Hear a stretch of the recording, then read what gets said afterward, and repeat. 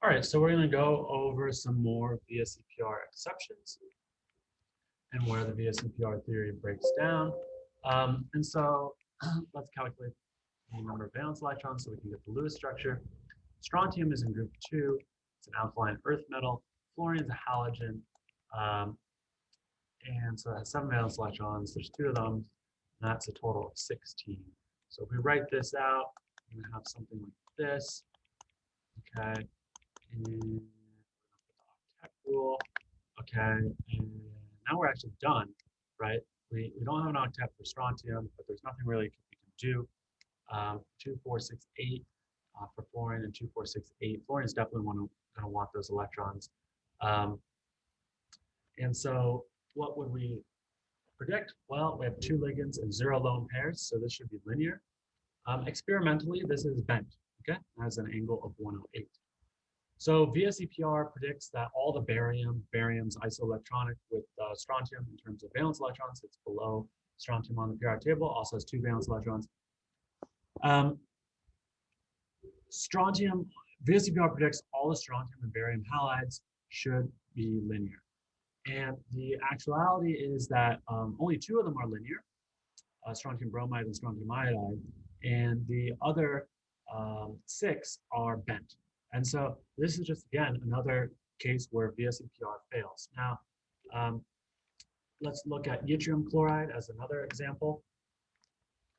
Yttrium has 3 valence electrons, and chlorine is in group 7. It's a halogen, so that's 24. So you're going to get something like this. Put the valence electrons on chlorine, satisfy the octet. They're done. That's 24 valence electrons on board, 2, 4, 6, 8 on each chlorine. There's 3 of them. And so, yes, you don't have a complete octet with yttrium, but there's nothing you can do. So this is the best Lewis structure. What does this predict? Well, you have 3 ligands and 0 lone pairs. And so this should be trigonal planar by VSEPR. Experimentally, it's trigonal pyramidal. Why are these messed up, and why is VSEPR not doing a good job? Well, for these compounds, there turns out to be mixing between the s orbitals and the d orbitals. These are not main group elements anymore, like on the p blocks that I was talking about previously in the previous video. So there actually is d orbital contribution here.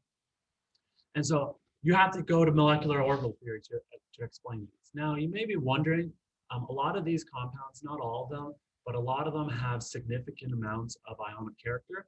If you look at the difference in electronegativity, right, which we went over how to do that in the previous video on types of bonds.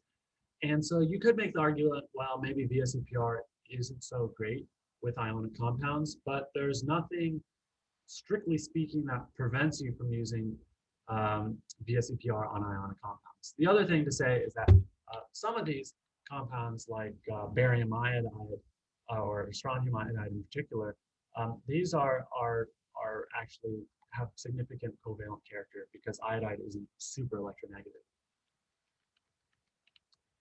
So hopefully, by showing you these examples, you've gotten the point that VSEPR is not really a deep explanation. It's a rationalization. It's an empirical theory looking at patterns, essentially, and then trying to rationalize exceptions after the fact by invoking other things. But it really doesn't have a strong scientific underpinning, okay? The good news is, though, it's very simple, and you directly get the structure, okay? What we're going to transition into at the end of this chapter is using molecular orbital theory. And this is a theory that you can use to predict structure, as well as many different other attributes of molecules, physical and chemical properties. And it is firmly grounded in quantum mechanical principles, okay? And as a result, it does a much, much better job than VSEPR in accurately predicting structures over a wide range of compounds. Doesn't matter if they're D block, P block, S block, F block. The annoying part is that MO theory does not predict the structure directly. Instead, what you'll see that we'll have to, well, we won't go too in depth in this, but you'll get a flavor for how this works. You must instead compute the energies of all possible structures. So how it works is let's say you're trying to decide if strontium iodide is linear or is planar, trigonal planar, or trigonal pyramidal. How would you do that?